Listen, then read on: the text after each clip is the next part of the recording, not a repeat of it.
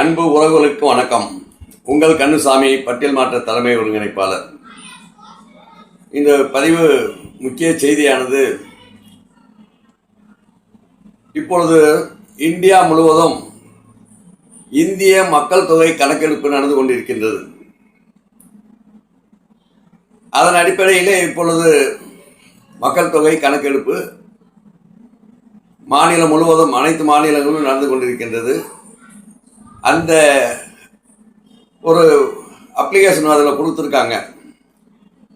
அதில் நீங்கள் எல்லாம் எதிர்பார்க்கறது என்னென்னா, நம்மளுடைய சாதியின் பெயரை போடவில்லை அப்படின்னு போட்டிருக்கீங்க. நிறையா அதில் ஒரு கன்ஃபியூஸ் ஆகிட்டு இருக்கிறீங்க. ஆக்சுவலி உள்ளபடியே என்னென்னா, இது மக்கள் தொகை, இந்தியாவினுடைய மக்கள் தொகை சாதி வாரியாக, அதாவது எஸ்சி, எம்பிசி, பிசி, ஓசி, மற்றவை அப்படின்னு தான் அதில் இருக்கும். அதில் இப்போ பிசியில் இருக்குன்னா, பிசியில் 130 ஜாதி இருக்குன்னா, அந்த 130 ஜாதி பேரை போட மாட்டாங்க. அதே மாதிரி எஸ்சி இருக்குன்னா, எஸ்சியில் 76 ஜாதி இருக்குன்னா 76 ஜாதி பேரை அதில் இருக்காது. டோட்டலாக இந்தியாவில் இந்த சமுதாயம், இந்த பிசியில் இவ்வளவு, எஸ்சியில் இவ்வளவு, ஓபிசியில் இவ்வளவு, ஓசியில் இவ்வளவு, மற்ற சமுதாயம் கிறிஸ்தவர்கள் அண்டு முஸ்லீம், இஸ்லாமியர்கள், இப்படி தான் அதில் இருக்கும். மற்றவை என்பது என்ற இடத்துல இஸ்லாமியர்னு சொல்லலாம், கிறிஸ்தவர்கள் என்று சொல்லலாம். ஆனால் பர்டிகுலராக எஸ்சி, எம்பிசி, பிசி, ஓசி இந்த மாதிரி இருக்கிறதுல நாம் என்ன பட்டியலில் இருக்கின்றோமோ அந்த பட்டியலை மட்டும்தான் கேட்பார்கள். எஸ்சி பட்டியலா, பிசி பட்டியலா, ஓசி இது கேட்பாங்க. அதில் அதான் கொடுத்துருக்கு. அதில் நாம் சம்மந்தப்பட்ட அந்த பட்டியலில் நம்ம எடுத்து சொல்லணும், டிக் அடிக்கணும்.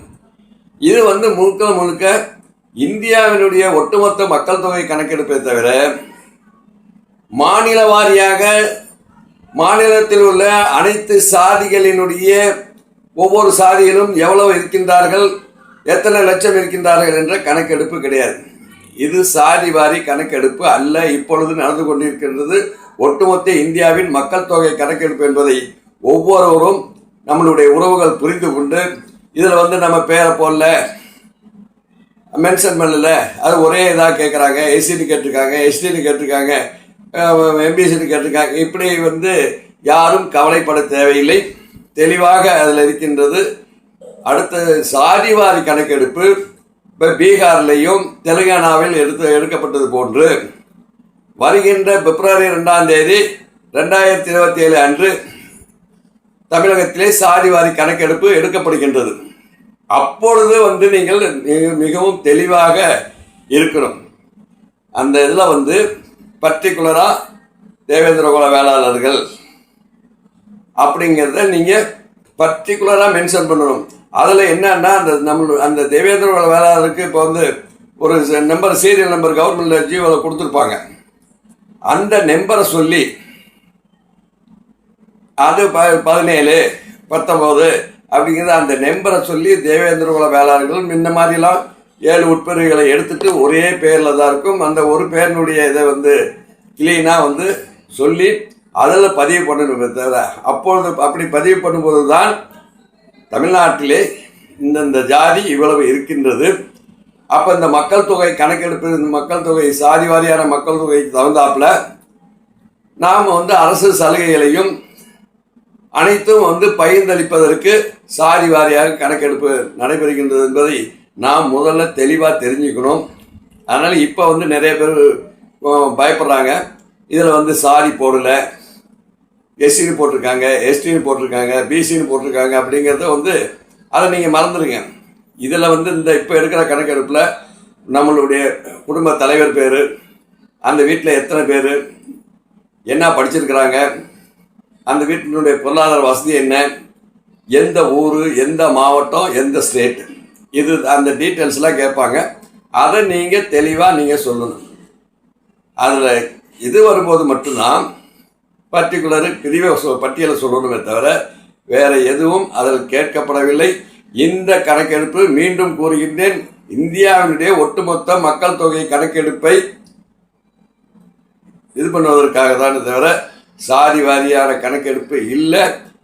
வருகின்ற பிப்ரவரி மாதம் 2027 2ஆம் தேதி அன்று மாநில அரசு வந்து சாதி வாரியான கணக்கெடுப்பு, செட்டியார், முதலியார், கோனார், தேவேந்திரகுல வேளாளர்கள், ஆதி திராவிடர்கள், அருந்ததியர்கள், பிள்ளைமார்கள், இந்த மாதிரி சாதி வாரியான கணக்கெடுப்பை வந்து எப்போ எடுக்கிறாங்கன்னா வருகின்ற பிப்ரவரி மாதம் 2ஆம் தேதி 2027 என்பதை மனதில் கொண்டு அந்த நேரத்தில் கேட்டவுடனே நாங்கள் பட்டியலுங்க, நான் அதுங்க இதுங்க அப்படின்னு சொல்லக்கூடாது.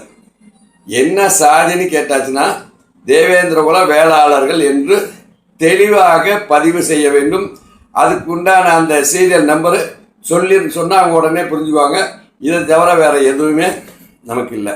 இப்பொழுது வந்து என்னடனா நமது எந்த ஊர், குடும்ப தலைவர், குடும்ப தலைவி, பிள்ளைகள் எத்தனை, பேரப்பிள்ளைகள் எத்தனை, இது கார் எத்தனை இருக்குது, இந்த மாதிரி கணக்கெடுப்பு தான் இப்போ எடுத்துட்டு இருக்காங்க.